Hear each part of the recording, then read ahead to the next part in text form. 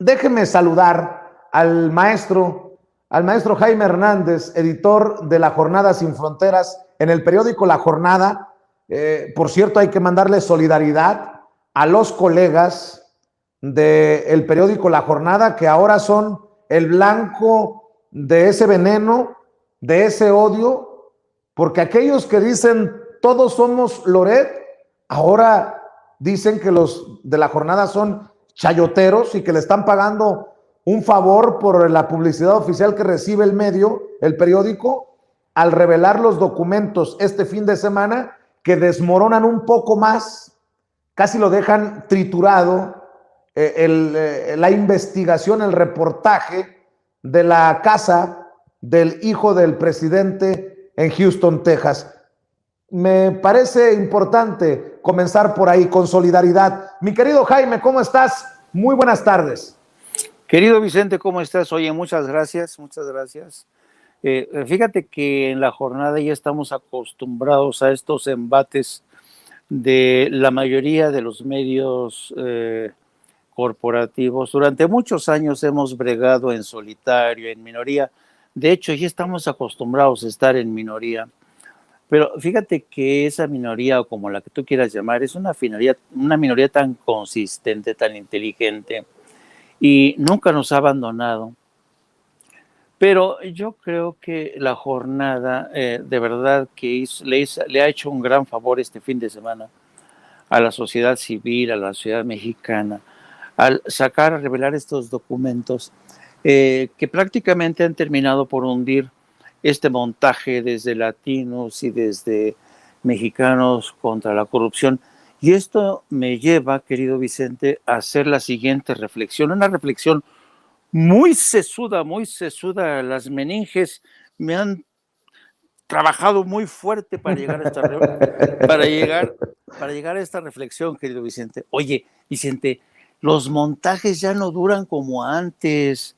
Antes los montajes duraban un montón, pero ahora se deshacen como sucarillos en el agua, ¿no? ¿Por qué será? ¿Por qué será que los montajes ya no duran? ¿Será que la gente ya no se los traga? ¿Será que vivimos en una realidad en la que los ciudadanos están repartidos por tantas partes del mundo y te ven a ti desde Estados Unidos, Europa, México, y esta red social participa para en un pispás deshacer los montajes de estos señores, de estos señoritos acostumbrados a mentir, y la gente ya no se lo traga? Yo me qué acuerdo. Bueno. Y qué bueno, porque además lo que hemos visto no es nada para lo que yo considero que se viene, porque bien el presidente lo ha dicho, no hombre, esto es una guerra sucia, y esto nada más será uno de muchos capítulos. Así es, y este capítulo, pues la verdad ha durado poco, ni se nos acabaron las palomitas, ahí todavía nos quedaron palomitas, pensamos que iba a ser realmente una carga profunda de esas, ¿no? Toret de Mola y mexicanos contra la corrupción ponen al descubierto. Lo interesante del caso es que, habiendo durado tan poco, ¿cómo es posible que los del Washington Post se lo hayan tragado? ¿Cómo es posible que los del Economist se lo hayan tragado? Y uno dice, la única conclusión, digo, una de dos, no es que se lo hayan tragado, sino que se lo querían tragar desde el principio, porque evidentemente desde The Economist nunca han negado que le tienen ojeriza a la 4T, y desde el Washington Post yo no diría que ya no es tanto ojeriza, sino que es tremenda desinformación que genera la sección de opinión en español, que conducen personajes como Mael Vallejo, que se atreven a meter entre sus colaboradores a Leoncito Krauss, a Carlos Loret de Mola. Así es que yo creo, como tú bien dices, el presidente no es ingenuo, ya nos ha dado un aviso a navegantes, esto va a seguir, y pues hay que prepararnos, hay que incluso tratar de divertirnos, porque el presidente hasta ahorita, hasta este momento, Vicente, lo increíble del caso es que no ha perdido la sonrisa.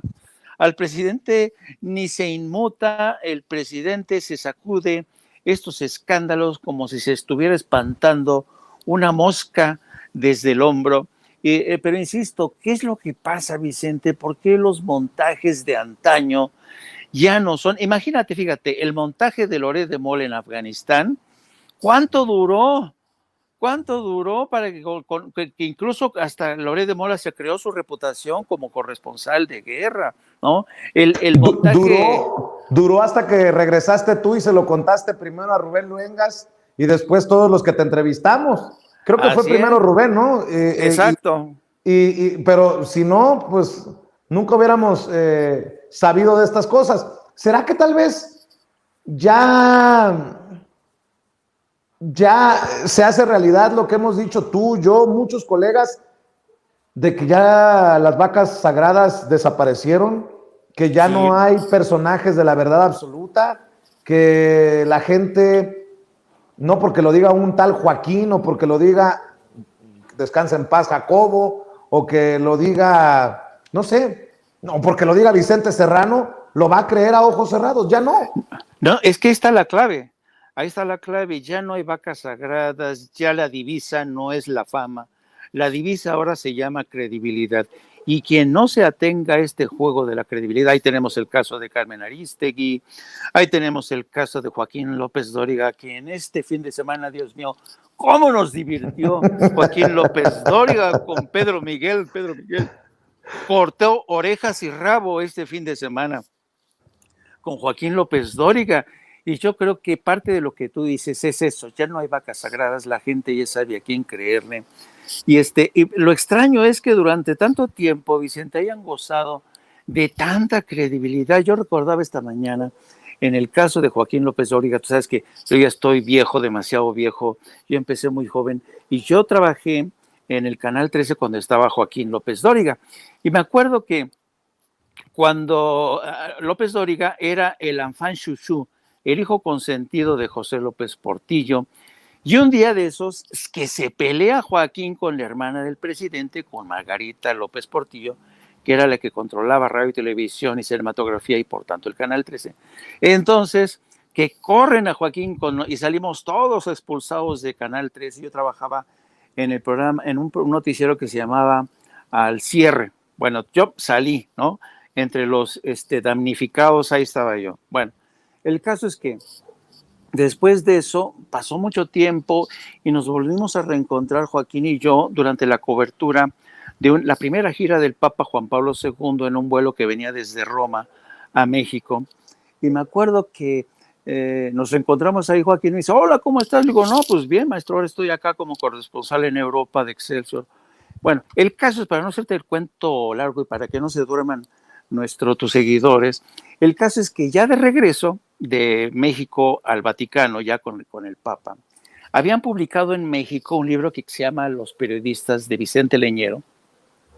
Creo que era ese libro. Y en ese libro venía una relación de los periodistas más corruptos en México, ¿no? Y en esa lista estaba Joaquín. Y estaba no solamente su nombre, sino los cálculos que habían hecho del dinero que recibía, ¿no? Entonces yo iba de regreso a Roma, me subí al avión, Joaquín ya estaba sentado en uno de los asientos, y entonces yo venía embobado, ¿no? Inmerso en la lectura, y veo, me encuentro a Joaquín, ay, cabrón. Yo le dice, ¿qué pasa? Digo, oye, güey, es que estoy leyendo precisamente de ti, Joaquín.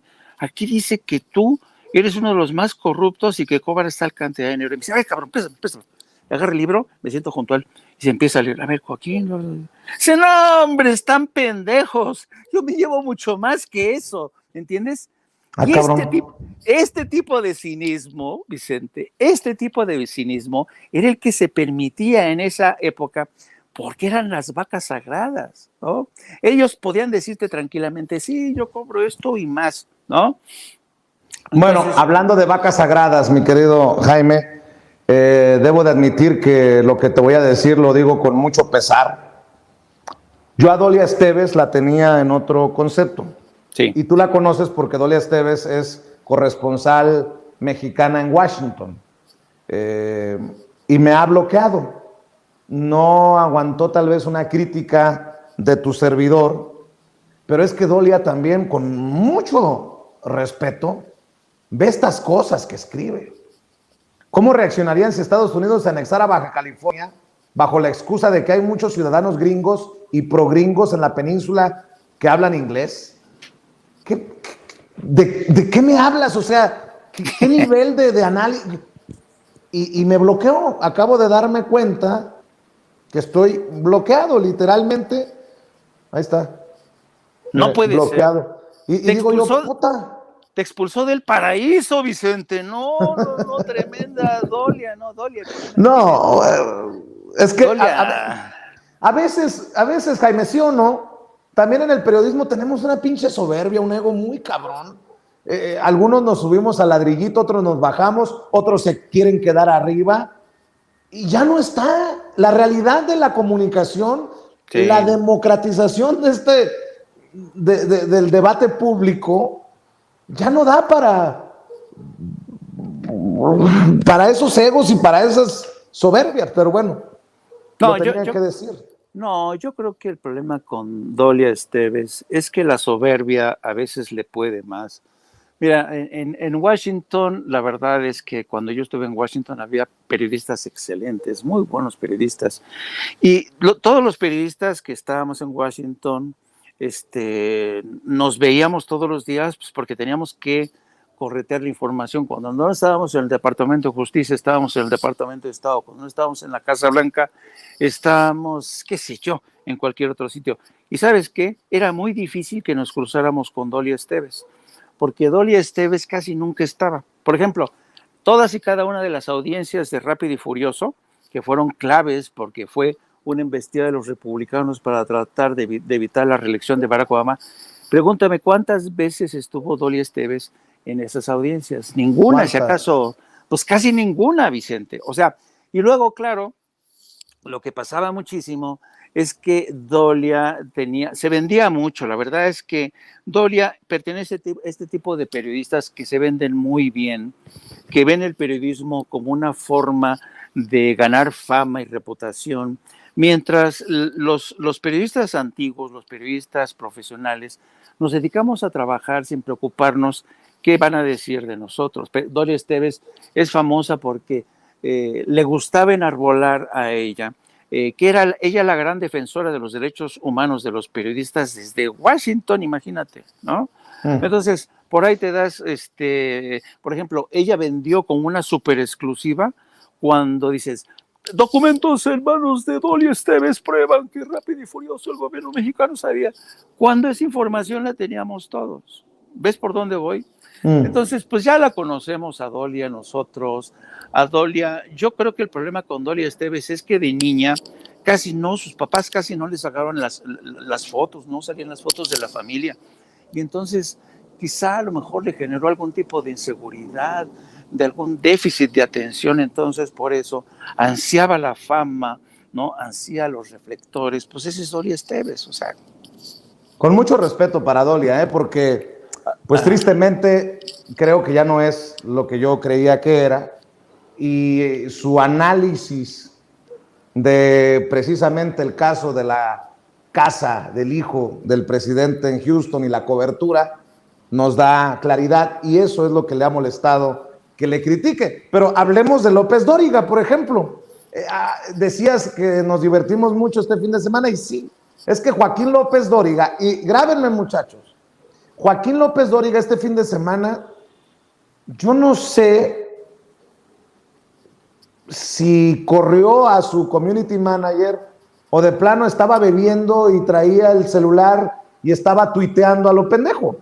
Escribe: Pedro Miguel, intelectual orgánico de López Obrador, con el que come paella en su palacio. ¿Lo tienen, compañeros, el tuit? Viajó a Moscú en secreto para canjear el TP-01, o sea, el avión presidencial, por helicópteros rusos, pero fue un fracaso y culpó al secretario Luis Crescencio Sandoval, el secretario de la Defensa Nacional, de no darle la información completa.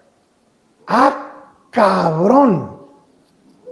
Y dices tú, ¿y este personaje fue el que le informó a México por tantos años como la voz autorizada? Hablando de que ya no hay vacas sagradas, mi querido Jaime, y qué bueno que le contestó Pedro Miguel y se ha burlado hasta que se ha cansado, Pedro Miguel, de la exclusiva del teacher López Dóriga. Es que es increíble y se lo tiene bien merecido, Joaquín. A ver, imagínate por un momento, la gente como nosotros los periodistas que viajamos mucho, que subimos de un avión, hacemos de aquí para allá. Imagínate un viaje secreto de Pedro Miguel. Digo, por Dios, para empezar, tú sabes que desde hace muchos, muchos años la lista de pasajeros es un tema que es decir, por ejemplo, si tú vas, y esto yo me acuerdo muchísimo desde la década de los 80s, 90s, cuando yo me tenía que desplazar, por ejemplo, digamos, de París a Dubái, por ejemplo, en las pantallas de seguridad de las líneas aéreas viene tu nombre, tu destino, hacia dónde vas, dice todo de ti.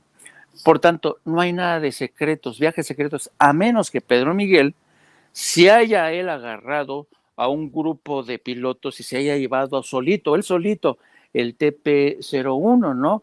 Cosa que yo considero bastante improbable, ¿no? Tú te ves a Pedro Miguel viajando solito, comiendo paella todo el trayecto de aquí a Moscú. Digo, francamente, entonces yo creo que, yo no sé, a Joaquín, una de dos, o lo agarraron ahí con copas encima, o sus informantes, sus espías chinos que tiene ahí en Palacio Nacional, porque es otra de las cosas que he descubierto. Muchos de los columnistas y de este rollo siempre citan fuentes en Palacio, ¿no? Como si tuvieran ahí espías debajo de un bote de basura o abajo del escritorio del presidente. A lo mejor, ¿no? A lo mejor López Dóriga y otros tienen ahí a lo mejor un espía durmiendo abajo del escritorio del presidente. No me extrañaría, son estrellas, son vacas sagradas, ¿cómo van a tener espías? Pero lo que más me sorprendió fue el ingenio, el carácter tan de cachondeo de Pedro Miguel para burlarse de López Dóriga. Y López Dóriga quizá no se ha dado cuenta del ridículo en que ha quedado. Nada más hay que ver la cantidad de memes, y eso te habla de un fenómeno que es el de la decrepitud. Cuando te alcanza la decrepitud, querido Vicente, cuando lo fuiste todo y hoy no eres casi nada, sí, tienes tus milloncejos acumulados, pero en credibilidad ya no tienes nada. Híjole, va a ser muy difícil que ahora sí Joaquín se levante de nuevo y vuelva a andar como el mío Cid. Así es que, qué bueno, yo me alegro porque esto te da cuenta de que quizá Joaquín López Dóriga está lanzando sus últimos estertores como gran periodista, como el gran informador que fue del régimen pasado. Pues fíjate, mi querido, ya estoy viendo los memes que le hacen a Joaquín. Fíjate, mi querido Jaime, que acaba de escribir Gabriel Sanjuanico y dice: Vicente Serrano, el chayotero número 1 del vejete, hasta escolta le puso, te bloqueó por lamebotas, el periodista más mediocre que existe en el mundo mágico del vejete. Bueno, le voy a demostrar que no soy chayotero porque voy a exhibir a Pedro Miguel. Pedro Miguel miente. Pedro Miguel sí fue a Rusia, pero se fue en el submarino que le trajo los lingotes de oro a López Obrador a Veracruz. ¿Se acuerdan? Nótese mi sarcasmo. Mi querido Jaime, ¿por qué no cerramos invitando a la gente para que te apoye en tus espacios, en tus redes, en tu canal de YouTube? Vicente, pues sí, estamos todos los días, de lunes a viernes, transmitiendo de las 14 a las 15:30 horas en mi espacio de No Apto para Cínicos. Ahí los espero. Es un canal que intenta crecer, un canal independiente, que solo busca convertirse en una voz más, ¿no? Como la de Vicente Serrano, como la de otros colegas que intentan abrir brecha, que intentan abrirse camino después de que nos dejaron bloqueados. Los que nos precedieron no dejaban pasar ni el aire dejaban pasar. Así es que ojalá me puedan apoyar y también pueden seguirme a través de mis redes sociales, en Twitter, por ejemplo, a través de @JaimeJourno o Jaime Journo, y a través, como no, de nuestra sección de La Jornada Sin Fronteras, de nuestro gran periódico, el periódico La Jornada, larga vida a La Jornada. Y otra vez, querido Vicente, muchas gracias por tu generosidad, por echarme la mano en este tipo de proyecto. No, hombre, Nada que agradecer, mi querido Jaime. Tú sabes que ahí está el respeto y la admiración, que es lo más importante, y sé que de tu parte el trabajo honesto. Te mando un abrazo, querido Jaime. Hasta mañana. Nos vemos mañana. Señor. Gracias. Bye. Bueno, pues ya llegaron. Amigos, amigas, regresamos en breve. Pero mientras seguimos hablando sin pelos en la lengua, sin censura, usted puede suscribirse a nuestros 3 principales canales en YouTube. Sin Censura Media, en donde tenemos más de 1,600,000 suscriptores. Sin Censura TV, en donde tenemos más de 1 millón de suscriptores. Y en Sin Censura Presenta, en donde queremos llegar muy pronto a los 100,000 suscriptores. Si usted ya está inscrito en Sin Censura Media, suscríbase en Sin Censura TV. Si ya está suscrito en Sin Censura TV y Sin Censura Media, suscríbase a Sin Censura Presenta. Recuerde que es gratis, no tiene que sacar un solo centavo de su bolsillo para apoyarnos. Dele clic en la campanita para que los señores y señoras de YouTube envíen las notificaciones cuando estemos transmitiendo en vivo y en directo o estemos subiendo videos. También nos puede seguir en Twitter en @Vicente Serrano y hasta en Instagram. Ojo, también estamos en Instagram. Son nuestras redes sociales y con el apoyo de ustedes seguimos creciendo, porque con ustedes todo, sin ustedes nada.